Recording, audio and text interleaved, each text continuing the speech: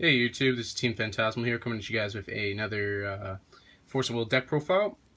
This is my Seer the Blue Moon deck profile, and this was based off of a Singapore player that did very well at an event. I was really skeptical about this deck at first because his claim was that he beat 5 RR decks, and I was just like, that's insane. How could a deck like this ever beat an RR deck? Because RR is strong, it's powerful, it's too good. It's honestly, it's just too good. Makes the game dry at points. So I wanted to play something else that wasn't RR that could still actually keep up, and this deck is actually something that does that. The only effect you use her for, other than tapping for will, is just pay 1 less for chance standbys, and that's all she's there for. And it's that's it. So yeah. And then for the stones, we are running 4 of the Dark Depths. Dark Depths is the Darkness Water, then the Darkness Lights, and then, oh, sorry about that, and then 3 Magic Stone Moonshade, just so we don't get, so we want to get our stuff as early as possible, because we don't want to like play a dark and light when we need one or the other a turn. Paying that 200 life is irrelevant, so yeah, it's good. And it's on to the actual deck. Obviously, it's New Frontiers, so, and it's blue, and you play Cheshire Cat. You just play her. It's just keeps consistency, best 1-drop in the game, in my opinion. No questions asked, no ifs or buts about it. It's just the best. It's the best 1-drop in the game. So you run it.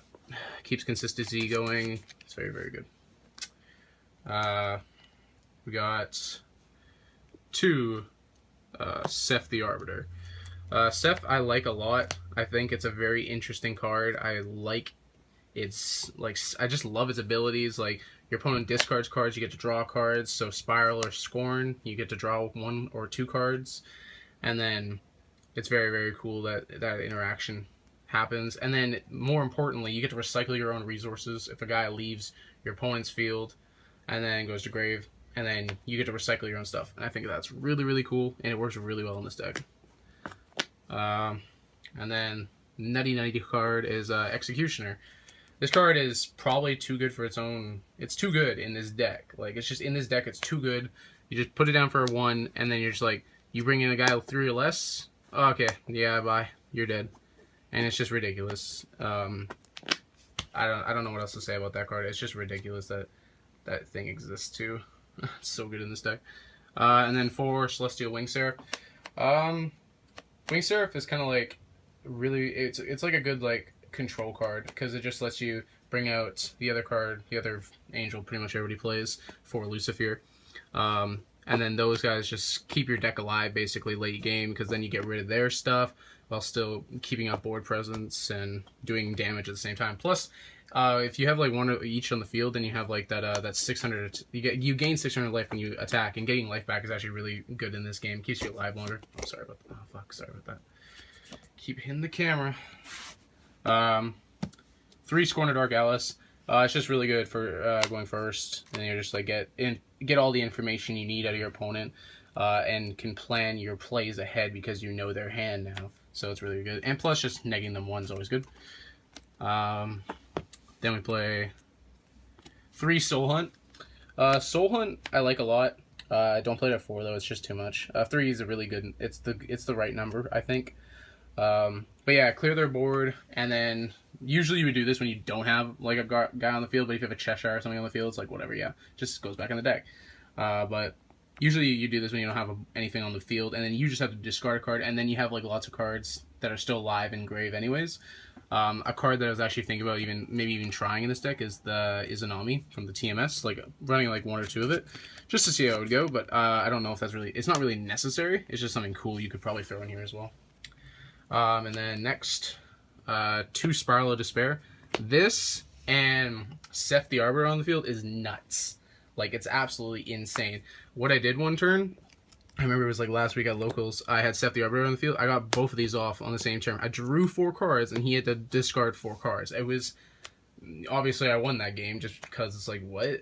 Of course. But it's just ridiculous. It was, oh, it was a little too satisfying. Very, very good and strong. And then next up, Space Time Anomaly. Woo! Who would have thought? Playing Darkness Waterstones? Wow. Yeah, of course. Based on Anomaly. This card's really, really good. Target J-Red is in here. That's great. 5/5 minus, and I get to draw a card with Remnant? Seems pretty good. Yeah, it's pretty good, pretty good. Yep. This card's great.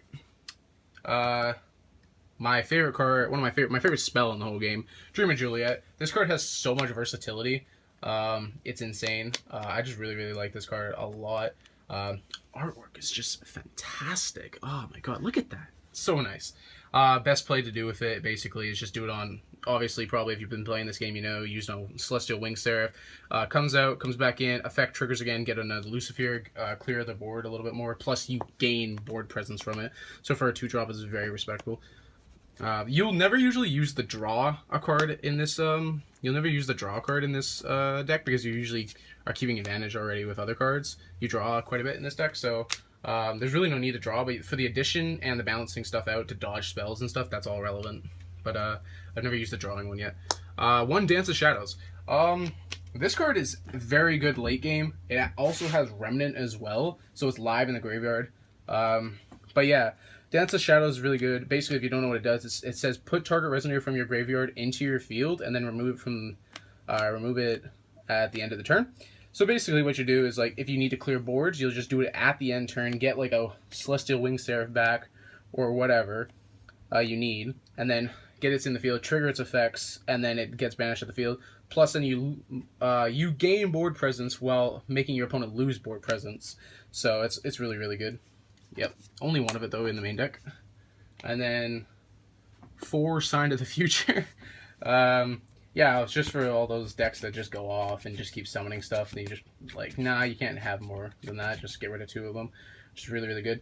What I was also thinking of is cutting this down to 3, and then putting in that Izanami, just to test it.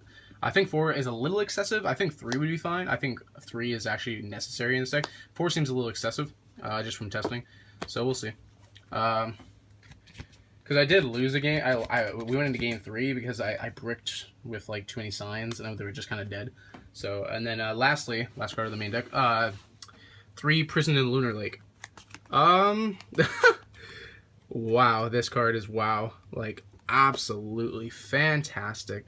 It doesn't even cancel it doesn't just cancel the ability, it destroys the Resonator that it cancels that automatic ability. Insane. It's a one, like, I put this down for 1, and I can destroy, like, all the Sacred Beasts, Huanglong, Celestial Wing Seraph, Lucifer, all that stuff. They're done. They're all dead and everything. It's crazy. And then lastly, I thought I'd show you guys my side deck. 2, Glimpse of Kagura. I just cancel target activate ability and draw a card. It's always good. So you're playing a deck that relies on mana ramping or stuff of that sort. So say, like, it's also really good against RR, and then, like, I feel Machina, like, Void decks are going to be a very relevant thing in the future, and then they use quite a bit of activate abilities, so yeah. And then 2, Hera, Goddess of Jealousy, sorry about that. Goddess of Jealousy, just destroy Regalia, cost 0, draw a card. Always good getting rid of those Regalias so they can slow your opponent down, depending on their deck, obviously. 2, Lumia, the Saint Lady of World Rebirth. This card just lets you keep up. So say if you're going like against a really fast deck and you feel like you can't really keep up, this is so that you can drop this, gain back the life that you took, so that you can keep, so it's like basically what they did that turn meant nothing. So you just have this on the field, and you're just like, banish this, I gain all that life back, and that turn you did all the damage, didn't really do anything to me, because then I can get my plays going by then, right? So this just pretty much gives you more time if you're playing against a really fast deck. There aren't really a lot of Red Rush, like, decks flown around, because they're kind of just falling out because of all the new support. But, you know, it's still there.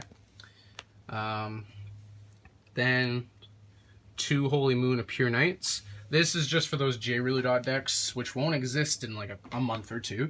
But yeah, that's that. It's just there to get rid of them. Because this deck doesn't do really good against J-Ruler dot decks. It's all Resonator based. So basically, you really just, if I was playing against a J-Ruler dot deck, I would just side in cards that would make it so the J-Ruler can't play. Then the 4th, Soul Hunt. The 2nd, Dance of Shadows. The 3rd, Seth the Arbiter. the third Spiral of Despair, the third Dream of Juliet, and then 2 Barrier of Shadows. Pretty much all this stuff is just if I want more of the card for a certain matchup, pretty much is all it is. And then this is just for like RR and like Regalia decks, obviously, you know, all that jazz. But yeah, I hope you guys enjoyed this Force of Will deck profile. It's definitely a very unique deck. Shout out to the guy in Singapore that topped with it. I have no idea, I can't remember his name, and I'm sorry, but I cannot pronounce it. But I think he came 3rd or 2nd at the Singapore event. It was quite a while ago, I think. But shout out to him. Thank you for the like idea for the deck. I changed it to the way that how I think it should be played at my locals and what decks people play and everything.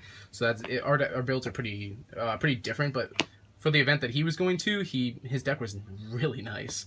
But yeah, shout out to him for this deck idea. And yeah, thank you guys for watching this Force Will deck profile. Take care. Peace.